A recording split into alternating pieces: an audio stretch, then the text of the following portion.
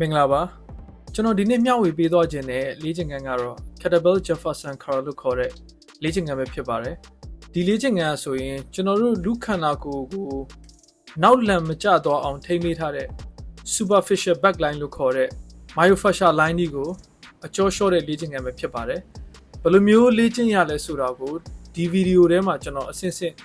ပြသပေးသွားမှာပဲဖြစ်ပါတယ်ဒီလေ့ကျင့်ခန်းလုပ်တဲ့အချိန်မှာအရေးကြီးသတိပြုစရာနှစ်ချက်ရှိပါတယ်ပထမတစ်ချက်ကတော့ကက်တဘဲအလေးများစရာမလိုပါဘူးဒုတိယချက်ကျတော့ကျွန်တော်တို့ဒီခြေပွားအောက်မှာခံတဲ့အမြင့် box ကအမားဖြည့်ရပါမယ်ပြီးတော့ကျွန်တော်ဖက်နှက်လည်းမစီးထားပါဘူး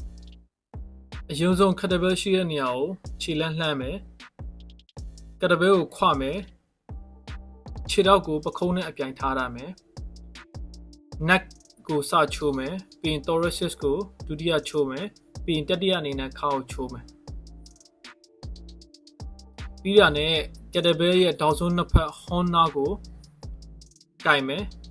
ပြီးရင်အောက်ကိုဖြည်းဖြည်းချင်းစီချမယ်ပြီးရင် kettlebell ကိုစာရွက်ဆွဲဖြဲသလိုမျိုးဆွဲဖြဲမယ်အဲ့လိုမျိုးလုပ်တဲ့အချိန်မှာအသက်ကိုရှူမယ်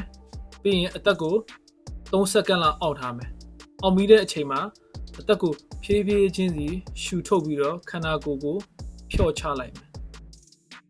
ဆိုရင်ဗီဒီယိုထဲမှာတွေ့တဲ့အတိုင်းပဲခန္ဓာကိုယ်ကအရင်ကတည်းကပို့ပြီးတော့ပျော့သွားတယ်ကက်တဘဲကကြမ်းမြင်တာကိုပို့ပြီးတော့အောက်ကိုရောက်သွားတယ်